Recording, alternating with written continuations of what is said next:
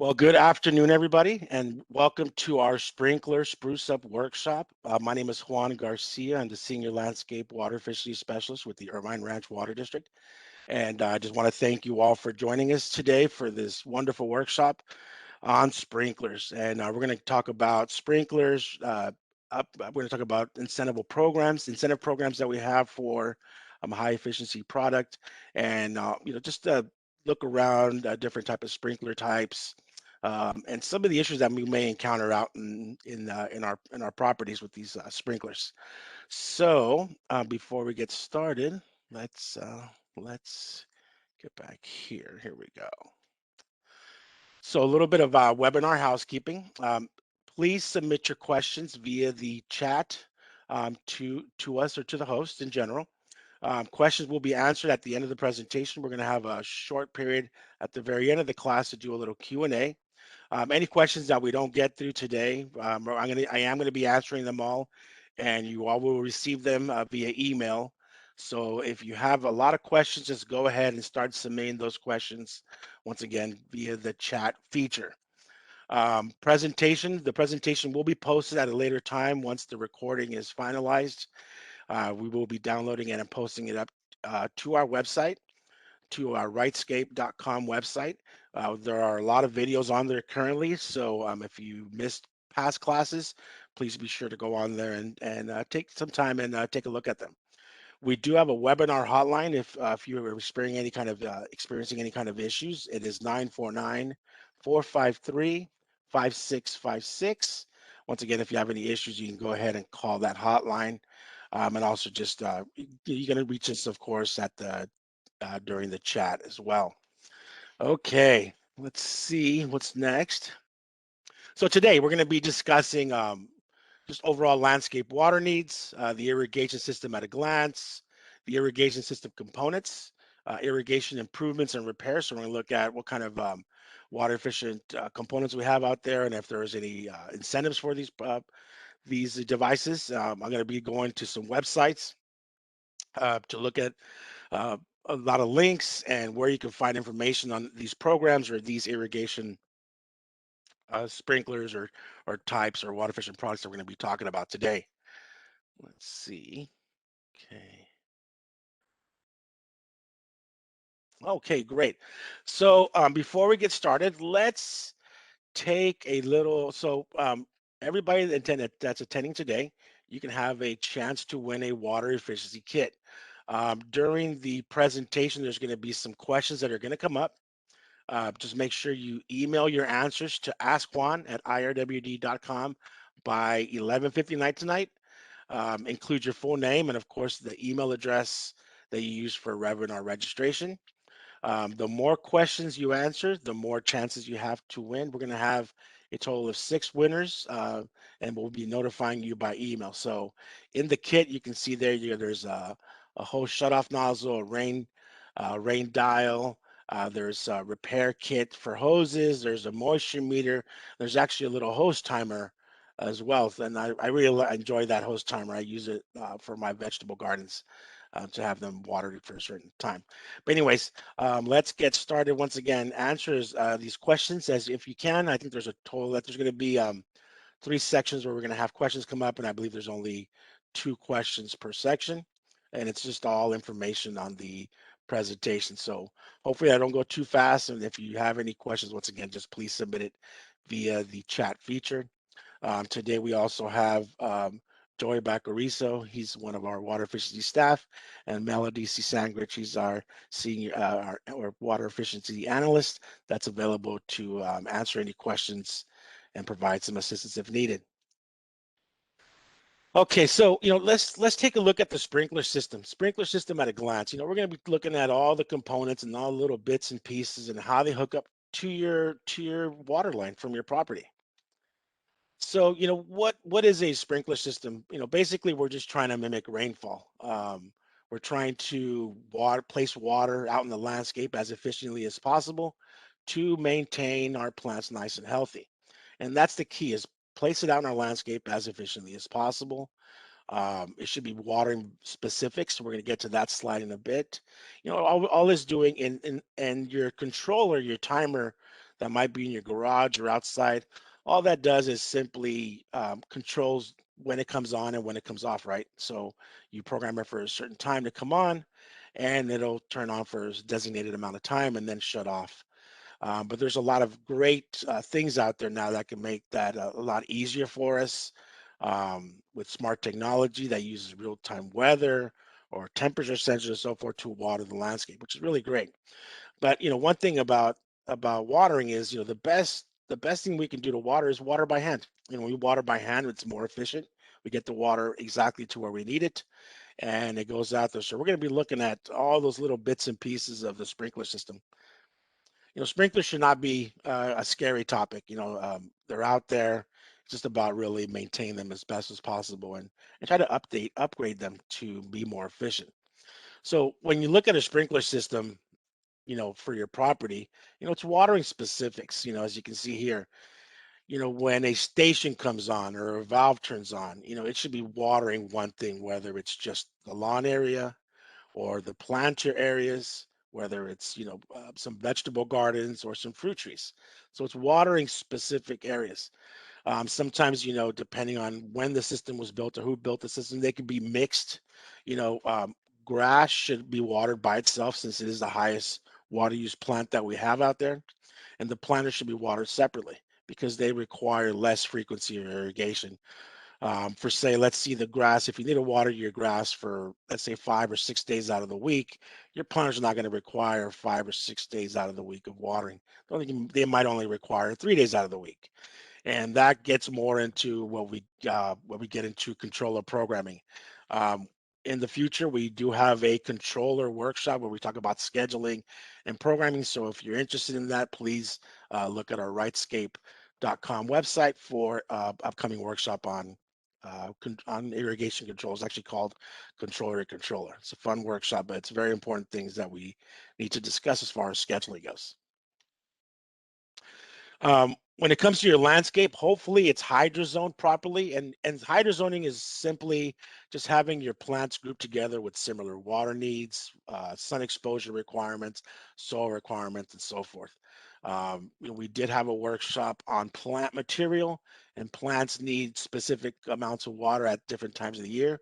And when we talk about climate appropriate plants, we can look at native plants, and we can also look at climate appropriate plants or Mediterranean style plants that come from around the world that are easy to acclimate in California here in our beautiful state. Now, this chart here just goes to show on how water use and water plants water needs there are throughout the year. This is those first bars that come up. That's information from our weather station that we have. It's our central weather station in Irvine. Within our district, we have 3 weather stations that are just basically measuring water loss throughout the year, every single day. And based on that water loss, there are figures on how much water certain plants need. So there's the water loss throughout the year. So this is looking at grass, how much water grass is evaporating or losing it's called ETO, evapotranspiration, throughout the year. As you can see, as it gets hotter, you get more and more water loss, of course. So that means more irrigation need. There is our typical rain pattern when we do have our beautiful rain in California, but some years, of course, as you know, we don't get that much rain. It's important to really look at California weather and just know that we do have what's called our cycles of drought in California. So that's our normal rain patterns. When we look at grass, cool season grass, tall fescue, marathon, that's how much water grass needs throughout the year. As you can see, we don't give it back all the water lost. We only give it back a certain percentage.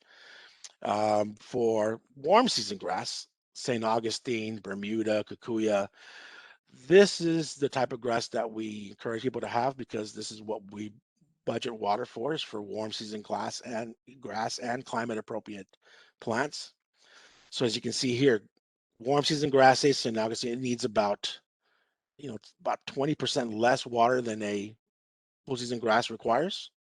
And we start looking at climate appropriate plants, you can call them climate appropriate, you can call them drought tolerant. It's basically medium water use plants. So medium water use plants, they use half the water than your typical lawn would use, as you can see here by this nice little bell curve. But if you notice all these bell curves, right, they start to increase as it starts to get warmer. We are in May now. So by the time we get into July, we are full peak of irrigation. So hopefully our sprinkler systems are working as best as possible, as efficient as possible to put that water in our landscapes and have have that plant material use it. But even with climate appropriate plants, these are non-native plants. You can see that water use does increase in that summer months. Now, here's the beauty of using California native plants. When California native plants, there's thousands of plants that are available to us that we can use here and that are adapted to our state and to the climate. So how do California native plants use water throughout the year? Well, you can see there, they follow that different bell curve. Whereas climate appropriate non-native plants start to increase their water use in the summer, our native plants will actually start to decrease. This time is really their slumber time. During these times, my native landscaped areas, I water them maybe once a month. Just give them a quick splash on the coolest day or a quick wash down, they'll be fine. And we're talking about a beautiful evergreen, beautiful native flowering landscape. So there's great things that we can do. So in the future, if you're interested in looking at plants, make sure to look for our, our plants for the planter workshop or time to plant workshop that's going to be coming on later on in the fall. So once again, hydrozoning. So plants should be grouped together so they get watered specifically. I do have native areas and those get water completely different. They're on a whole different watering schedule compared to my other plants that I love as well. I'm a lover of plants. I have so many different plants out there, but I know that they all require different water needs throughout the year. So I group them together and make sure that they get watered very specifically. Okay. With that said, let's get into the irrigation system components. So we're going to be looking at all these bits and pieces, how they work, how efficient are they. It's sprinklers, once again, it shouldn't be a scary thing. It should be something, something that we look at and be very careful of and managing it properly. But, they're just little bits and pieces that are just trying to mimic rainfall as best as possible. They wear down, they break, and those are things that we really have to look at. Can we make them more efficient? Sure, there's things that we're going to look at to make that system more efficient. So when we look at an irrigation system layout, so this is just showing layout of a sprinkler system, and all these little circles, those are actually the sprays or the way they throw out water. And to have an efficient system, really for overhead irrigation, where we start really looking at lawns, we need this complete coverage to make sure that it's efficient as possible. When you start having like missing a head here and there, the system does become just overall less efficient. And so typically when our system is not watering properly, we just increase those run times to try to get more water out there. And we're actually wasting a lot more water. So is there ways to make that more efficient? Sure. And let's say if you don't have proper spacing and everything, but here's kind of a little typical layout of a sprinkler system. Here's another one. This is a layout of a drip system. But here's some key things I want you to start looking at as far as the pictures go. So our water meter and then that main line, of course, now that main line goes into our home and it provides water for all our inside utilities. But typically for most residential properties, they tie into that main line to build our irrigation system. So the irrigation main line is tied in right into our main line that goes into our home. So it's one of those things that we have to be aware of as far as pressures start to go. How big is that line? Is going to tell me how much water I have available as far as gallons per minute. The bigger the line, the more gallons you can put through it or more flow. But also the pressure. What's that pressure in that line?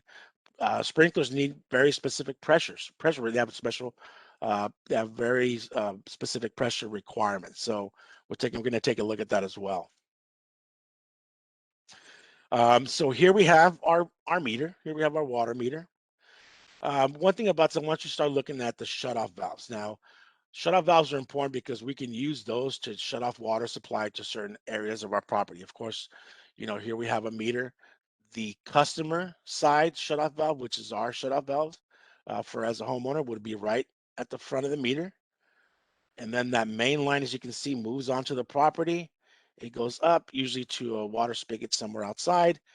Sometimes, and I've seen this inside the garage as well, but then it goes into our home to supply water to our home. And there's usually a shutoff valve there. So this shutoff valve just only really shuts off the water going to our home or to the other spigots. Now, off of that main line, they'll tie right into there and start building your irrigation system. Now, hopefully, when they tie into this main line, they put a shutoff valve somewhere on that line before it starts getting out into the main parts of your property. And that's just a great thing to have out there. So you're able to shut off the water that's supplying the main line and all those sprinkler valves in case you might need you need to do any kind of repairs. So look for things like this. Do you have the proper shutoff valves? Um, I put this slide in here just to talk about the water meter really quick.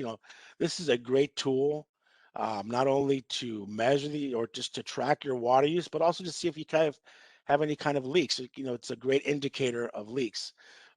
Just know that if you have all the water shut off when you're inside the home, you have all the water shut off outside in the landscape, nothing's watering, there's no water movement anywhere, you should be able to go out to your meter, lift up that lid, and this should be completely still. If by any chance you see this little flow indicator moving, that's a good sign that there's water movement somewhere on that line. And it's all about trying to track that water use down really. Here's the large sweep arm. So this thing will spin when there's water being used. One hand sweep. So when this goes around once, it's equal to 7.48 gallons of water. When it goes around 100 times, it's 748 gallons of water, and that's 100 cubic feet or 1 unit of water. When you look at your water bills, and hopefully we all look at our water bills, that's how you get charged per unit. So your charge when you look at those rates, it is per unit usage. So for every 748 gallons of water that you use, there is of course your unit rate for that. But these, like I said, great thing to have, great tool that you should be just checking. If you think you might have a leak out there, once again, just make sure everything's shut off. Go out there, lift up the box, take a look at that face, and it should be completely still. If any of these are moving or spinning, then there's the potential that you might have a leak going on outside or somewhere on that on that main line in the home or irrigation in general. So it's all about trying to isolate where the problem could be. Once again, look for these shutoff valves. It's really important. You can see here the supply line coming into the home. There's a shutoff valve for the water going into the home, and then they tee off back into the ground to the irrigation system. Here's a shutoff valve on top. It can be a gate valve. Um, It could be a shutoff or a ball valve like these. It could be underground. Sometimes they put these shutoff valves, in a little hole or a little circular box per se, an irrigation little container so you can go down there and shut it off. So very important things to have in the landscape. Okay, so from here, if you remember these pictures, right? So from this main line, now we can start building our irrigation system, or this is where it's hooked up to. Now we start getting into what we call our irrigation valves. And so here we have two types of irrigation valves. We have what's considered an anti-siphon valve. So the water supply goes up, it goes up this way, moves through this valve chamber, and then it goes down. This little piece here, it's what makes it an anti-siphon valve. If water wants to go backwards by any chance, any kind of back pressure or just suction, or when the system turns off and you see water leaking out of here, that's an okay thing to do. That's what it's actually supposed to do. It makes the water will ooze out of there really quick instead of going backwards into your supply line. Because just remember also that irrigation main line or the supply lines are tied right into your home. So if something goes wrong, or there's leaks, or this happens to fail, you could potentially have some water going back the opposite way into your main supply line that feeds your home. So always check these. One thing I always do a quick little visual inspection. Um, these are inline valves. So these types of valves are in a box usually underground. And if you have valves like this, you're going to have need another component called a backflow preventer. I'm not going to get into the backflow prevention because typically, as homeowners, most of us have anti-siphon valves unless you have larger properties. And if you do have inline valves, that's something that we can discuss by emailing me, and we can really kind of get into it. So the two types of irrigation valves that you're going to see are anti-siphon valves above ground or inline valves below ground.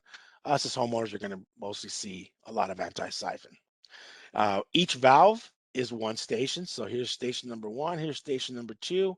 And to talk about that a little, well, here's a little quick little diagram of a controller and the wiring. Now, I know you see those wirings out there and they might get a little scary, but one thing that they do with these little cables and that they make for residences, they're color coded to make it easier for us. So when we're hooking them up to the valves, we know, we start looking at the colors. Okay, you know what?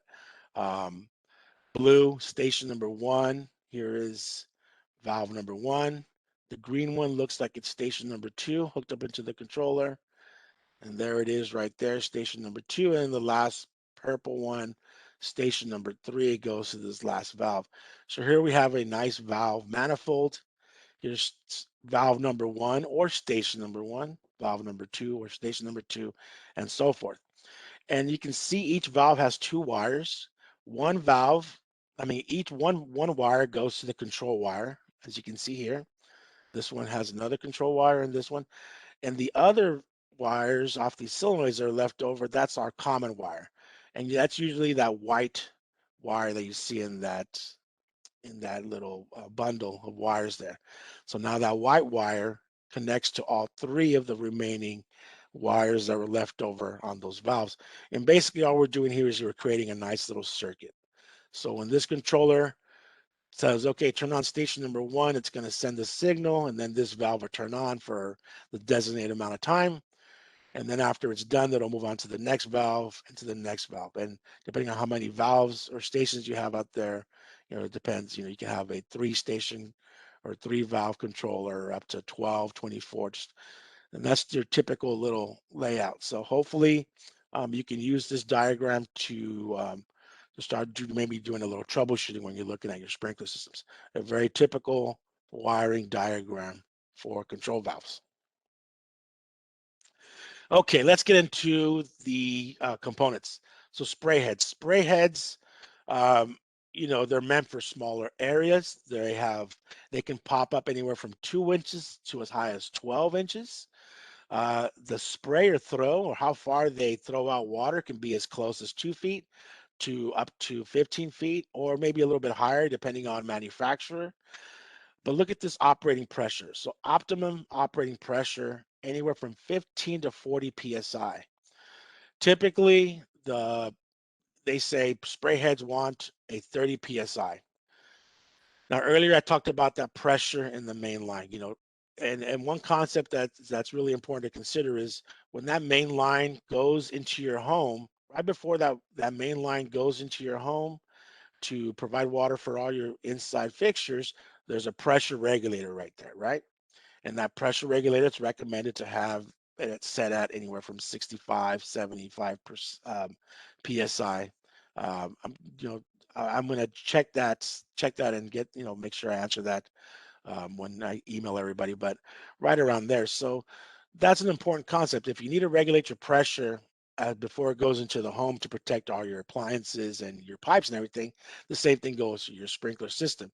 Each sprinkler type requires a certain amount of pressure. So if your pressure in your main line, let's say, is at 70 or 80, that's the same amount of pressure that's going to be going through the irrigation main line, through those valves, and then through the lateral lines and out to your sprinklers. So it's pushing that high water.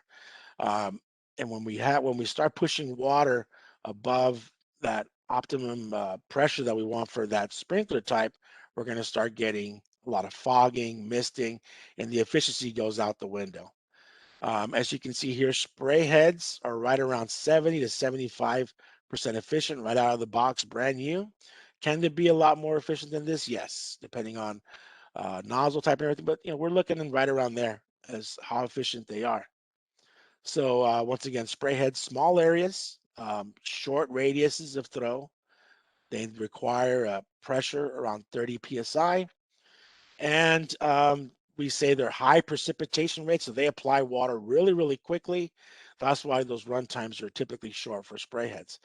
And since I'm talking about pressure, well, you might be asking yourself, well, how do we control the pressure in our irrigation system? And I am going to talk about that in a bit. So spray heads we looked at right now.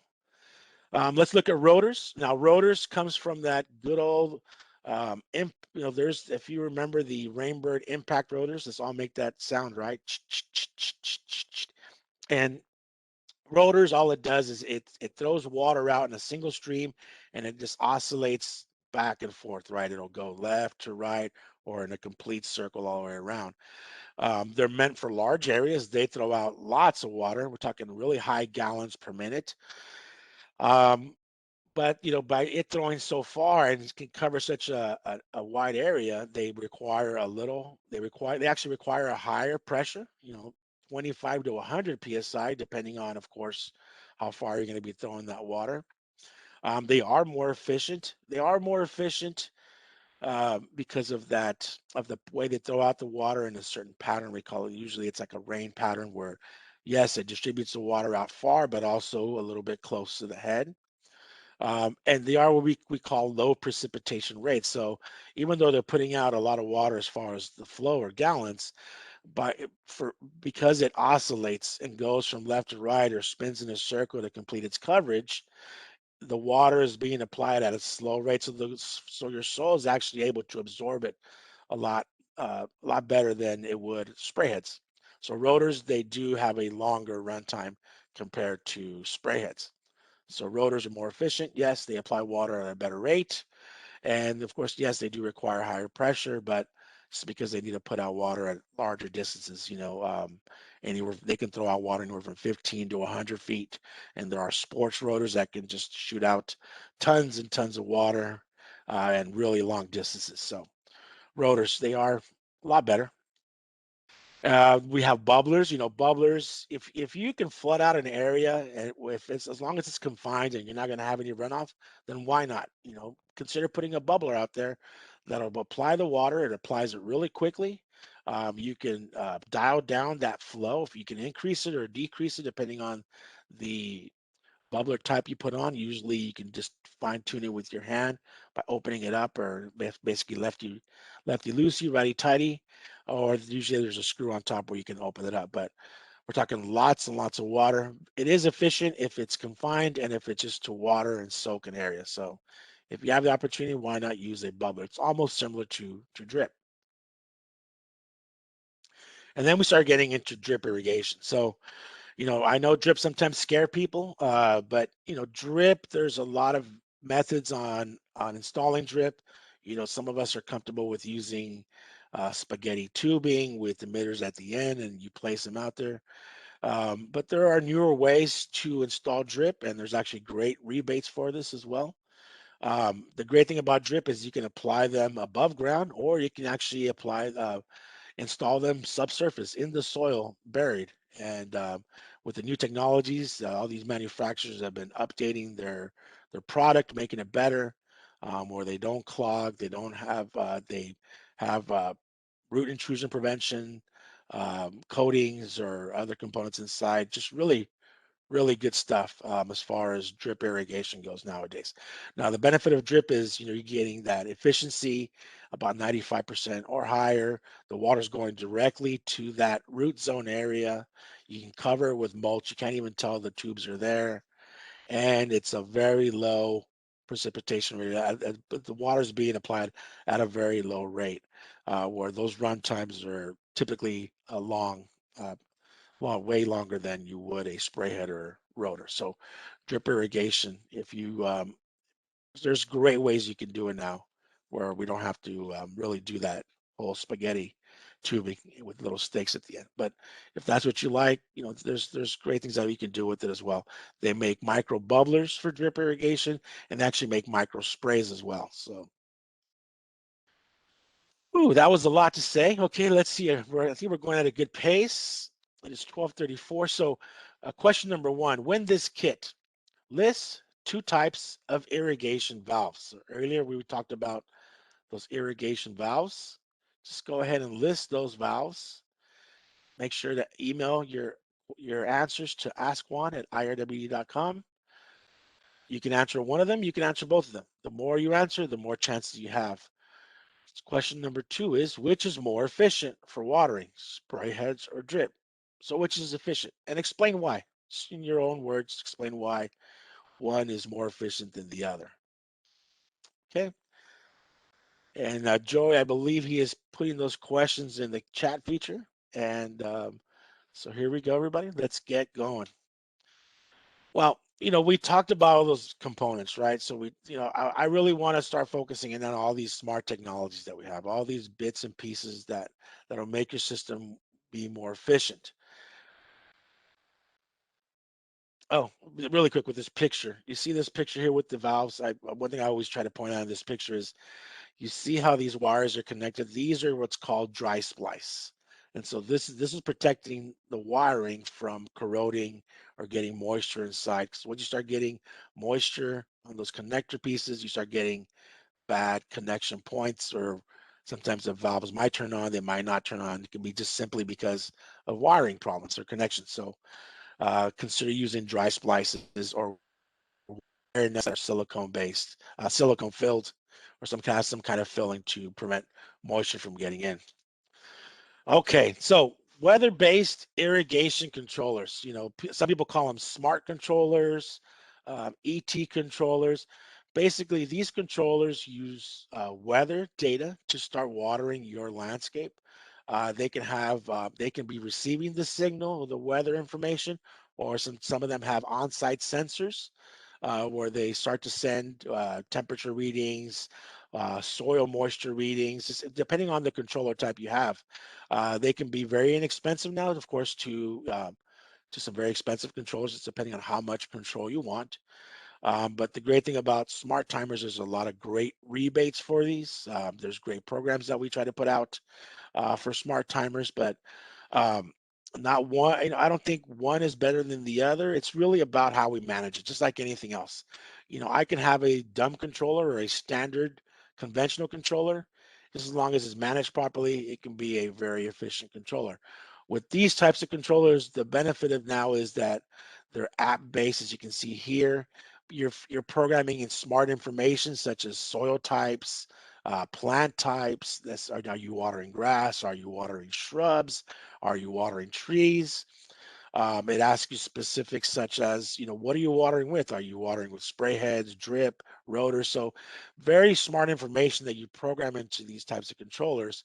And then it starts to utilize the information that you input plus weather information, temperature information, and then starts to water your landscape for you based on that data. And one thing about these controllers, yes, they're sometimes they're a lot, a lot of them are easy to use, but we have to manage them. Just because they're automatic and they start to water uh, based on weather, we do have to go in there and fine tune. For instance, you might have some shady areas where you need to maybe reduce irrigation a little bit, or you might have a hot spot where you might need to increase a little bit. So a lot of these controllers allow you to fine tune them for your property. And the good thing about it is, once again, is a lot of them are app based where you can be on your phone.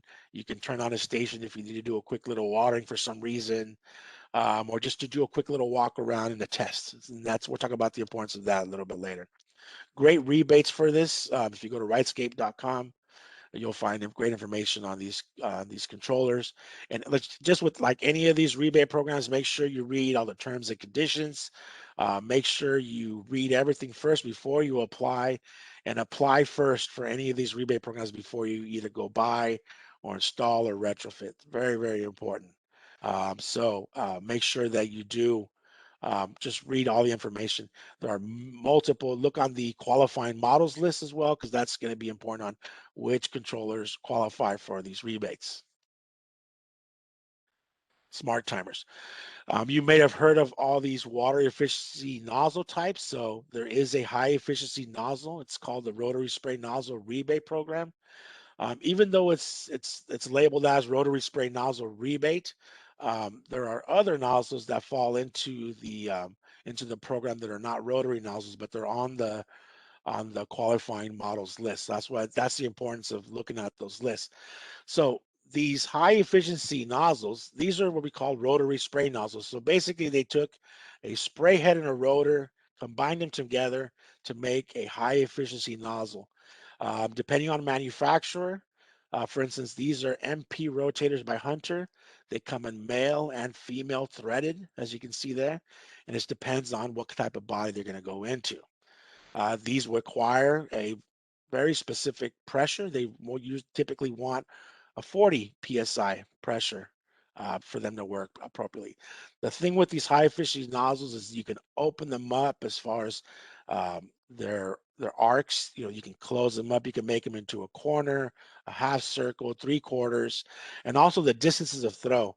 A lot of these are adjustable. They have a big variable as far as adjustment goes of throw, depending on model type. For instance, the MP Rotator 1000s can throw water as close as 8 feet or as far as I believe 15 or 18 feet. So that's a big adjustment span that you can do there. So that's the benefit of these high efficiency nozzles. They can help you with spacing problems or cutting down. So multi-trajectory nozzles, great stuff.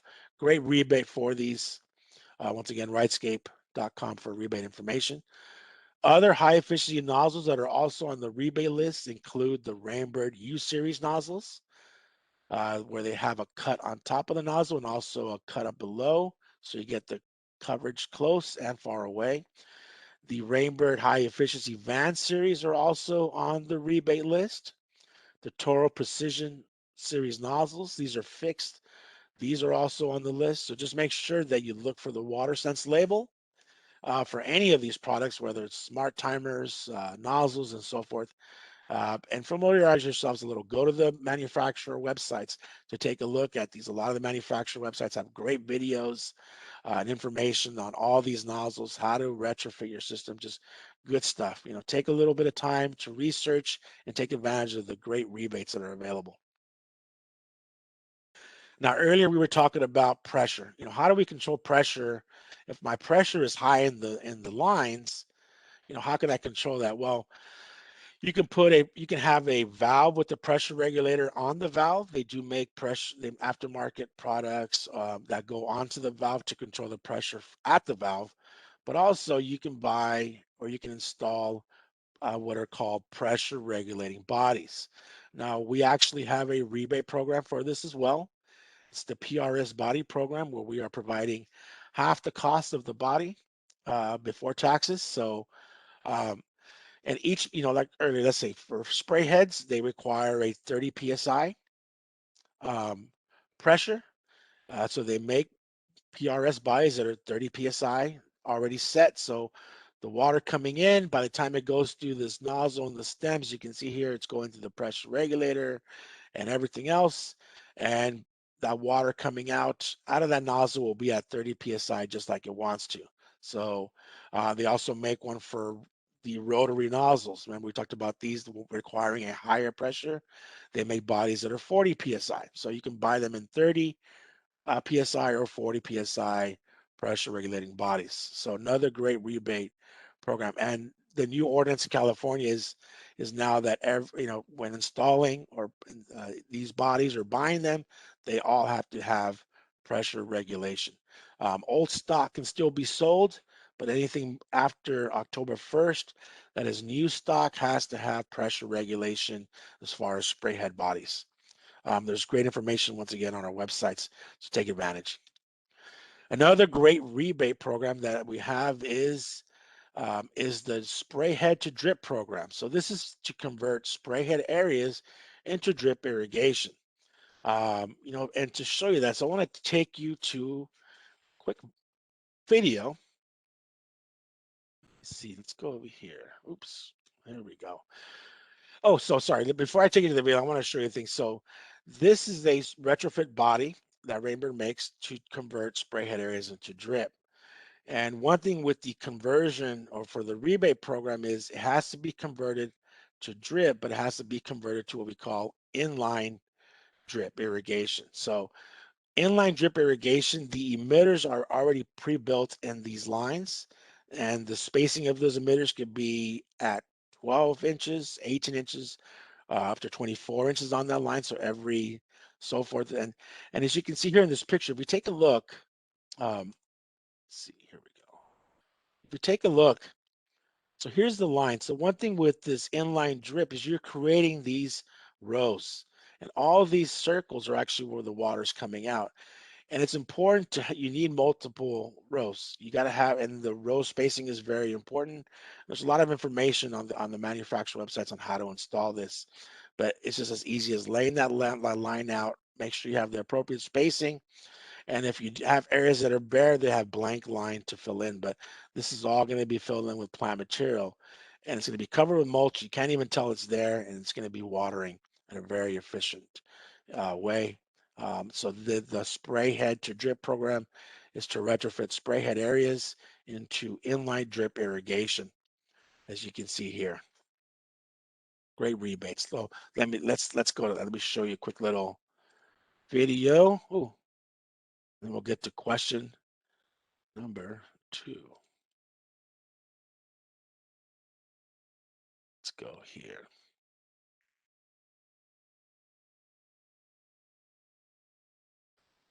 Hopefully it.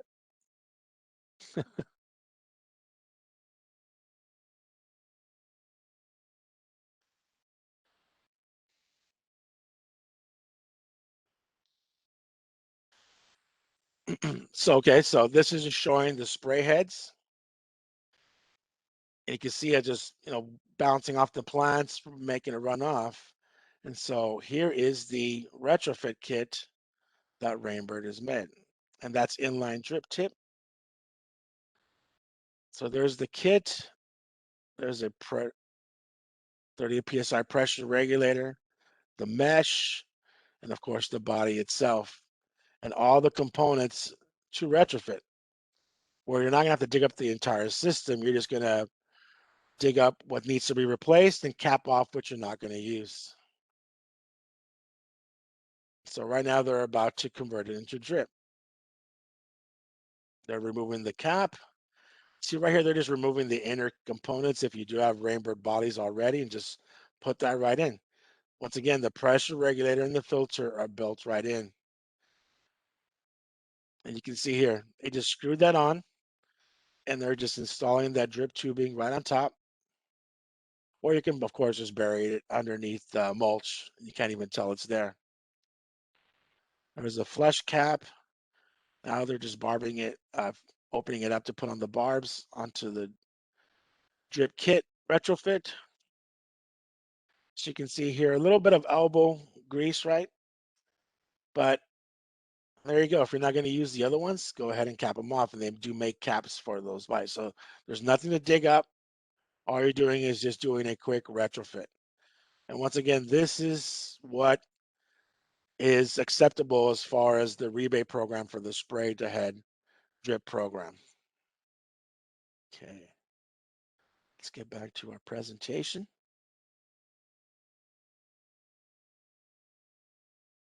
Let's get back here. Dun, dun, dun. Okay, so here we have question number 2. What does a weather-based irrigation controller do? Very simple. We covered that a little bit earlier.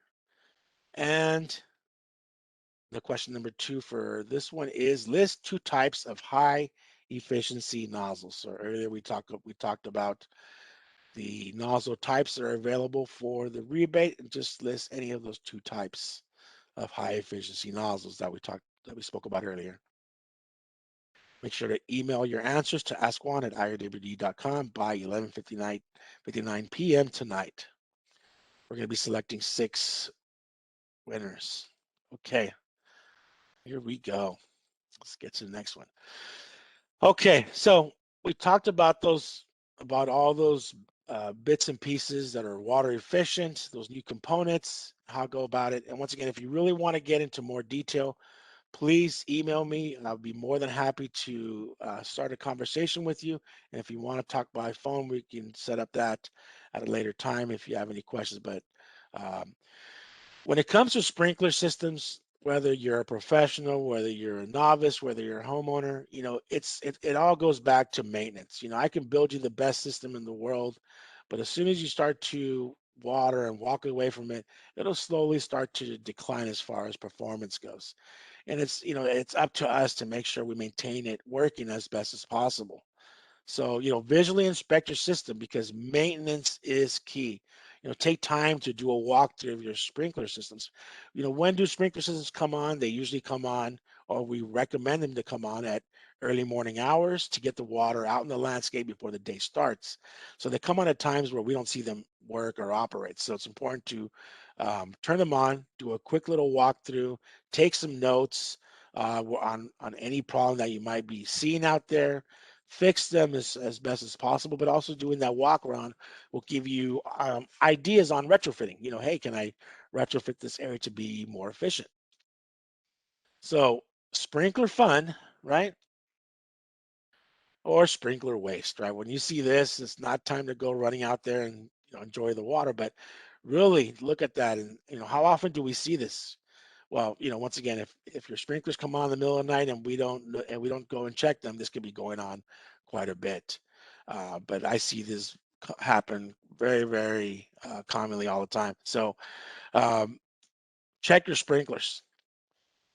Pressure too high. So this is a very common thing. As you can remember earlier, we talked about the high pressure, and you can see here. You see that fogging, that misting.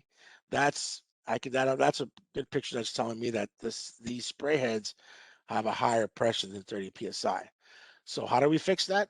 Install a pressure regulator either at the valve or install pressure regulating bodies. Make it work more efficiently.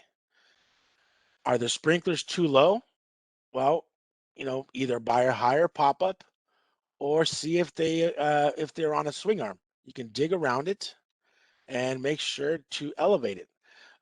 You know, swing arms are very important. Hopefully, when your system was built, they did add a swing arm to help to allow um, the heads to be placed at the proper heights.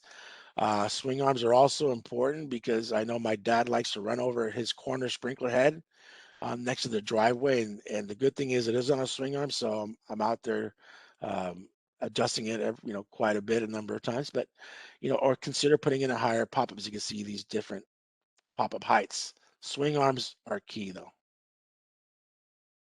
Missing nozzles or broken bodies. Now, if the nozzle is missing, you know, the waste can be as much as 15 to 20 gallons per minute. You know, depending on how long you're running that system for, the run times, how many times per day. I mean, just the water waste is incredible. So check, you know, turn them on. If you have this going on, repair it as soon as possible. Not only are you wasting water, you can see all the runoff, but also look at the performance of the other ones because so much flow is coming out of here. It's high flow coming out of the broken body or missing nozzle head. The pressure goes down, so it makes those other sprinklers on that same line work very inefficiently, just causing more water waste. If you have worn or cracked or broken seals, that's another very common thing that I see when we're out there inspecting a system. Once again, fix it. Now, here is a body, and this seal, it's just a wiper seal that every time this stem goes up and down, is making sure that debris, grit, and stuff stays out of the body. But over time, with heat and cold, it expands, it cools down, it contracts, and they start to crack and start to wear. So depending on brand type, you can see here. So Rainbird, you have to buy the whole cap. This is a Toro body. Oh, sorry, this is a Hunter body. On the Hunter, you can just replace the rubber seal. And same thing with Toro, they make with just a replaceable seal. So depending on manufacturer, uh, you know, you're gonna have to just either buy the whole cap or just little bits and pieces. Quick fix. This is one of those things that we see very commonly. Tilted head. If your head is tilted, you know, hopefully it's on a swing arm. If it's not, like this is showing me a nice clean stream of water, which mostly tells me that this might be on a swing arm. But sometimes if you see this and just water oozing around here, it could be a broken riser or stem. So once again, fix that as quickly as possible. Clogged heads or nozzles, you know, either remove the nozzle, clean out the screen, or buy a pack of screens. So most nozzles, all nozzles come with the screen. So the screen will go in here and then the nozzle screws back onto that body. So another quick fix. If you're having overspray issues, as you can see here, these are shooting way out of the area. There's a screw on top of these where you're able to fine tune. It's about fine tuning. It's maybe to take a 5-foot spray head and reducing it down to about 4 feet. You don't want to go more than that because then the efficiency of that sprinkler goes out the window. They're just for fine tuning. Misaligned heads or arc coverage issues, if it's not throwing the water where it's needed to, try to ratchet it back into place. If the gears on that pop-up head are not working properly, consider changing up those pop-ups. Consider putting in adjustable nozzles such as this, where you can fan them up into corners, half circles, full circles, or any size in between.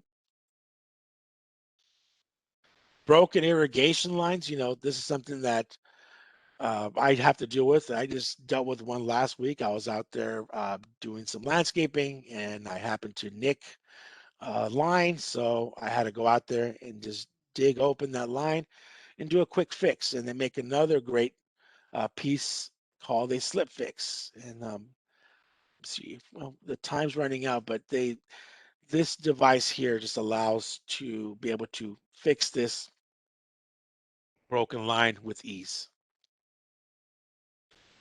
Plant interference, if your plants are in the way of your spray heads. Now, spray heads are meant, of course, for overhead irrigation, and it's really for turf areas. If you have planter areas, I would really recommend you to go to drip, or like I said earlier, if you can flood it out and use bubblers out there, great. It'll be just more efficient that way. So, because that water hitting those plants can make the water bounce off into sidewalks, the streets, anywhere, you name it. Okay, runoff. We want to prevent runoff. There's so many reasons, of course, why, but the main thing is that our landscapes, sometimes we use chemicals and materials out there that can be toxic. So as that water runs off into the streets, into our storm drains, is going right out to our ocean. So try to practice ocean-friendly landscaping practices when possible.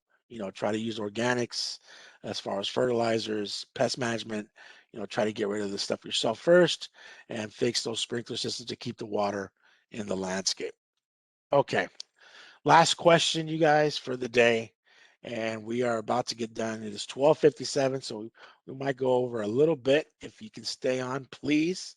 But we're going to be just wrapping up now. Question number 3, what is key when managing sprinkler systems? What is key, everybody? I talked about earlier. Key, what is the key thing about managing? I think it's already there for you. It's answering for you. The second question is list 2 types of high efficiency. Wait, oh, that was a question for the other one. I think I forgot to add another one. Okay, so we'll just leave it at that. What is key when managing sprinkler systems? Don't worry about the list of 2 types of high efficiency nozzles. I think that was just one that was left over from the previous question. So question number 3, what is key when managing sprinkler systems? Okay.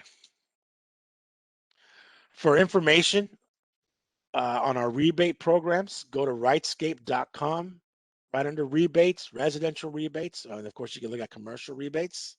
You'll find a lot of information on all the outdoor rebates, turf removal, weather-based irrigation controllers, pressure regulation. Right now, the turf removal program, I believe, is at $2 per square foot for turf removal. And if I'm correct, I believe as of July 1st or after, it's going to be going up to $3 a square foot. Just make sure to go to our website and look for any kind of updates on that and take advantage of it. I'm actually taking advantage of it, of the turf removal program right now on a backyard project that I have going on. It's going to help me pay for a lot of the materials, which is great. So take advantage of any of these incentive programs. There's great stuff out there for us. If you have if you want to look at a great plant database, we have our RightScapeResources.com web page where you can go look, conduct some plant searches, look at different types of gardens. You can do very specific plant searches as far as trees, shrubs, you name it. Great stuff out there.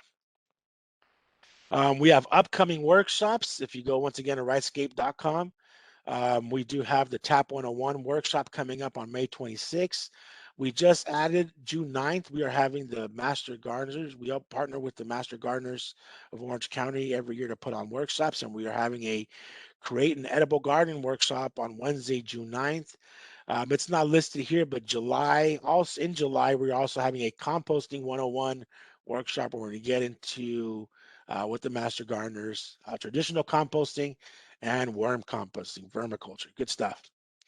Okay, and of course, any questions you might have on landscaping or gardening, irrigation, you name it, shoot me over questions. Shoot me an email at askjuan@irwd.com. Wow, that was quite a bit. Joey, where are you, my friend? We have a little bit, it's 1 o'clock. Let's just answer some questions if there are any out there, and we'll wrap this up. And once again, remember to send your answers to askjuan@irwd.com and email me for any questions. And of course, there's some other websites that you can go check out, and info@irwd.com, and our main number to contact our customer service department. Senor Hey, Joel. Juan. Yes, sir. All right, so we had a lot of questions come in, but I've picked 3 of them that seemed would be best applicable for your presentation. So the first one is pretty important. If I unplug my irrigation controller, does that mean that there is no electricity into the system?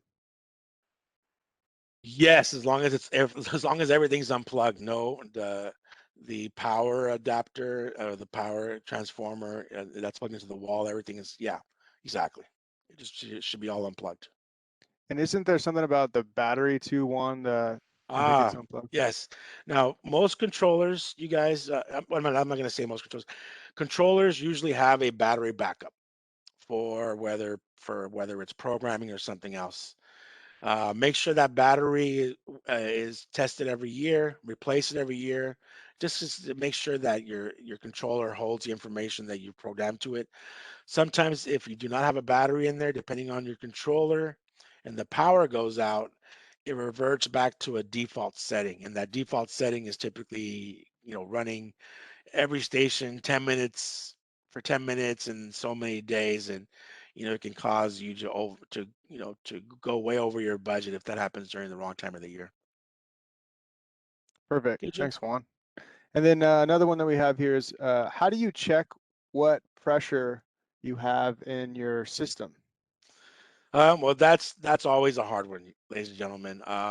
They do make pieces, components that you can put onto your spray heads or your drip lines to check pressure. That's more of a professional uh, components that they sell. Irrigation shops sell those types of things, but um, the main thing is check your pressure if you can, of the water on your main line going into your home before it goes to that pressure regulator. That'll tell you what pressure is in that irrigation main line. Um, and you're not going to be far off from it. So if the pressure before it goes into your home is like I said 80, 70, that's going to be your pressure in that irrigation main line. It might be a point or two less. Might be 1 or 2 pressure ratings less, but just that you should be right around that same thing. But typically we're in that higher pressure than what our sprinkler system's like. Drip wants to be either 20 or 30 psi, and it's very crucial to put in a pressure regulator on your drip system. Great, thanks, Juan. And then one more question here that we have for the Okay. presentation is, can you double up on drip lines in areas that need more water, like circling around trees? Oh, exactly. Yes, especially with that inline emitter tubing. That's the beauty of it. There is proper spacing for it. All the manufacturers. I did create an irrigation schedule for inline drip, and it's based on manufacturer specs. The line spacing's got to be. There's a specific in between line spacing and also the emitters on the line. Depending on which one you use, it's putting out a certain amount of water. But yes, when let's say we have trees, a lot of the manufacturers, even on the websites, on their product pages, when it talks about drip, it does tell you or shows you diagrams on wrapping that irrigation or that inline drip tubing around the tree multiple times, or creating, different spacings and rings around your tree. So there's a lot of things that you can do with the inline emitter tubing. And once again, you build it, you can cover it with mulch. You can't even tell it's there, and it's going to be working at a very high efficiency level.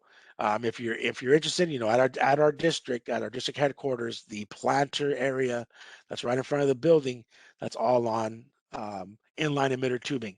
It's the line is on the surface, but just covered in mulch. You can't even tell it's there. Okay, Joey, anything else? No, I think we have about 10 questions that we're going to hold off for the emails later on. Okay, so once again, thank you everybody for joining us. I know it was a lot of information quick. Um, the presentation is going to be on our website soon. Excuse me. Um, so you're able to review it, look at it more, and once again, if you do view it again, and if you have questions, just once again, just email me at askjuan@irwd.com, and I'll be more than happy to address any of your questions. And if I don't have the answers, I look and I'll send you links, and I'll send you as much info as that I can. Um, we're all in the same game together. I love landscaping. I love gardening. Um, Make sure we use our water wisely. Try to incorporate more California natives into our landscapes. And if you're interested in edible gardening and everything, there's great workshops coming up on that. Okay, Joey, thank you so much. Melody, thank you for your help today again as well. And once again, I'd like to thank all of you out there for joining us, and good luck on the conservation kits. And once again, go to RightScape.com for past workshops. There's links on there to all the videos from our past workshops. Thank you so much. Have a wonderful day. Have a wonderful weekend. And hopefully we'll see you at our next workshop.